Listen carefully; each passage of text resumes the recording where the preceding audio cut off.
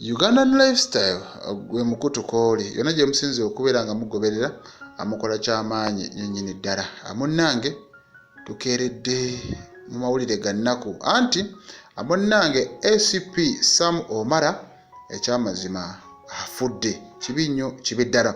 Kati kaakati tujjukira emabegako eri 2024 Director of Police Health Services Dr. Moses Byaruhanga yagenda maaso n'okubeera nga akyalirako munnange omukulu oyo Sam Omara ng'akyali mulamu, yamukyalirako ddwaliro ekkulu erya Mulago National Referral Hospital okulaba embeera mwali. Era yavaayo n'agamba bajja kugenda maaso n'okubeera nga babeera wamu naye okumubeerawo mu buli mbeera.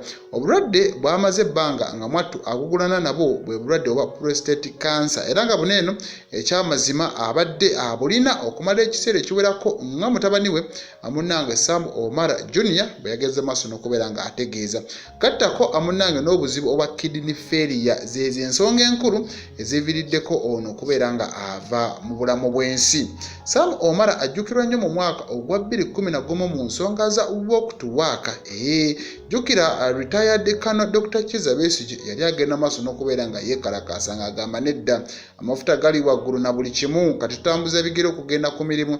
Butereefu anasobola okuba nga akola n'amaanyi okumulemesa byonna byali agenda maaso n'okubeera nga ateekateeka.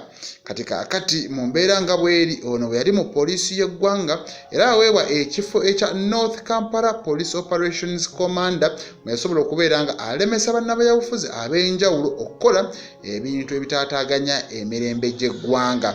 Kati mu mbeera bw'etyo bwe yasobola okubeera nga alekulira ye baamusiibula ne bamugamba wummula n'alekulira munnange okuba nga mukozi wa poliisi yavaayo yawummula bulungi nnyo mu mirembe. Era butereevu oluvannyuma yagenda maaso n'okubeera nga yeegatta ku kitongole eky'obwannannyini era nga kino kikya Aro Security Services. Butereevu ekyo kikulemberwa Captain Mike Mukula era n'abeera nga Deputy CEO.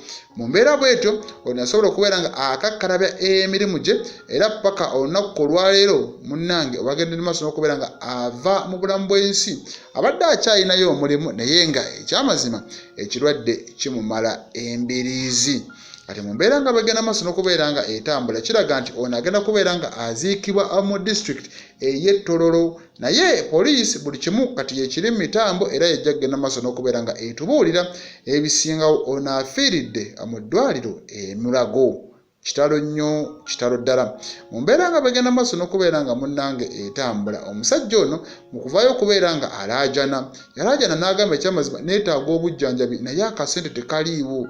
Akasente munnange tekaliiwo era tujjukira nti n'omwogezi wa poliisi y'eggwanga erya Uganda Lusoke asobola okubeera nga atuukayoko alabe embeera ono gy'alimu. Butereevu ne yeeyama n'agamba poliisi egenda kubeera nga ekola ekisoboka munnange okujjanjaba eyaliko omukozi waabwe. Naye nga munnange wawulira ekigambo kansa si kirwadde kya muzannyo. Kansa naddala eyo prostate cancer akwata nnyo munnange ekitonde ekisajja lwa nsonga kyekirina prostate. Abakyala ojja kumbuuza bo ate tekibakwata nedda, omusajja yabeera ne prostate. Butereevu ono kimaze ebbanga nga kimulumira ddala ne bamulongoosa emifundo ez'enjawulo paka munnange olunaku olwaleero omutonzi wasazeewo okubeera nga bibeera weebityo nga we biri. Kale kitalo nnyo, kitalo ddala ekya Sam Omara mukoddomi wa Buganda. Nze Ssegawa Murishid.